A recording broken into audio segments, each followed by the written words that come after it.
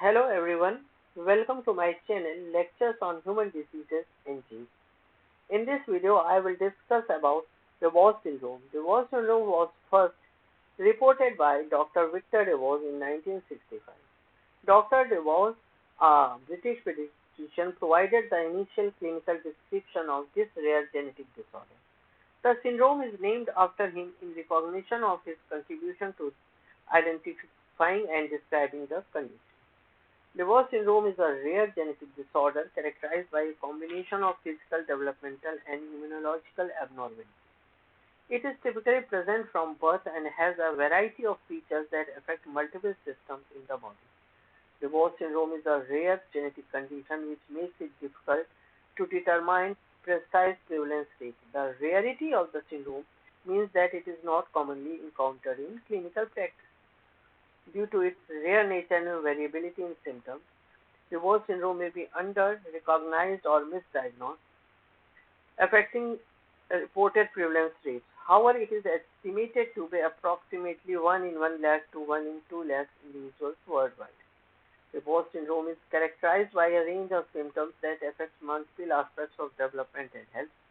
Common facial features include microcephaly, triangular-shaped face with a prominent high or sloping forehead, sparse eyebrows, broad and flat nasal bridge, a small chin that is micrognathia, a small mouth, wide set eyes that is hypertelorism, and droopy eyelids that is ptosis, and low ear set. Individuals often have a height and weight significantly below average of their age.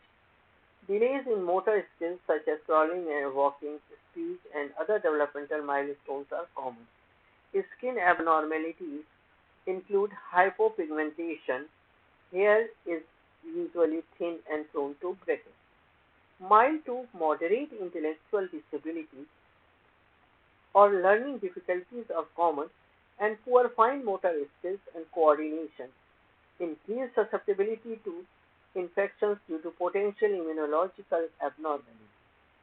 Skeletal abnormalities include scoliosis or other skeletal deformities like joint contractures and defects in the fingers and toes. Reduced muscle tone, that is hypotonia, is often observed. Some individuals may have vision and hearing problems. Problems with dental development or tooth formation can also occur. Behavioral and psychological issues such as anxiety or hyperactivity may be present in some cases. Other problems may be heart defects, gastrointestinal, neurological, and hematological difficulties, and increased susceptibility to certain cancers like lymphomas and leukemias. Dubowitz syndrome is associated with genetic mutations, though the exact gene involved are not yet fully elucidated. Research indicates that the syndrome may result from mutation in genes related to DNA repair, cell growth, and maintenance. Mutations in dedicator of cytokinesis, that is DOCK6 gene, has been identified in some cases, but other genes may also be involved.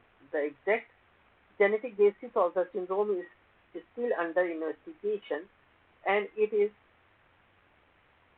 typically inherited in an autosomal recessive pattern. The DOCK6 protein contains two main conserved domains, DHR1 and DHR2, which are crucial for its function as a guanine nucleotide exchange factor. DOCK homology region 1, also known as CZH1. This domain is known to bind phosphatidylinositol 3,4,5-triphosphate, that is PIP2. DOCK homology region 2, also known as CZH2 or Docker. This domain possesses the catalytic GEF activity that is necessary for activating Rho GTpases. DHR1 binds phospholipids while DHR2 contains the catalytic activity that activates RAC and CDC42 GTpases. DOCK6 belongs to the class C DOCK protein, a classification based on its sequence similarity and domain arrangement. Unlike some other GEF Dog K6 does not have a traditional DVL homology domain. The DHR2 domain facilitates the exchange of GDP for CTP on the RAC1 and CTC42 proteins, which are small role GTPases.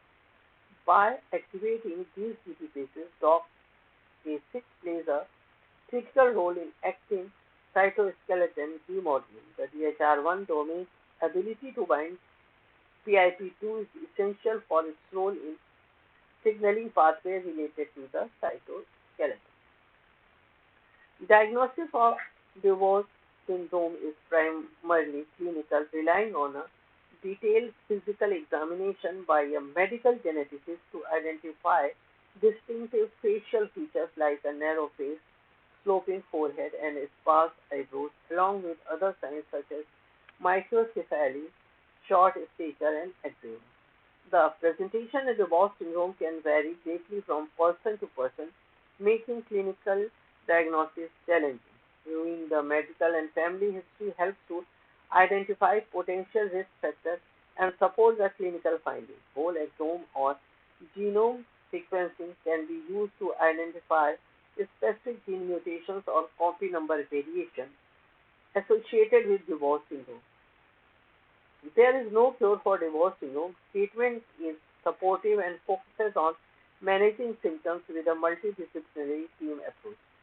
This includes therapies for developmental delays, speech, occupational behaviors, surgery to correct skeletal or facial deformity, growth hormone therapy for short stature, and medication for specific symptoms like eczema or hyperactivity.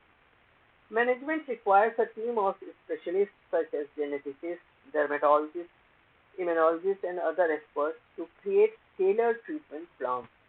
Regular medical monitoring or associated risks like cancer, immune issues, and infections is also crucial. Growth hormone supplements may be used for developmental delays.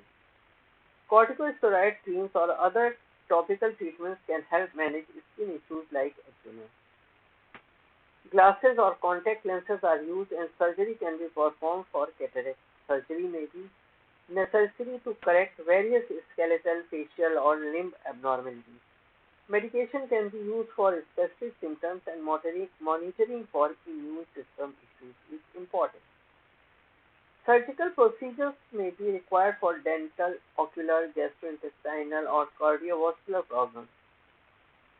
Special education in individual education plans and speech therapy help with learning disabilities and language deficits.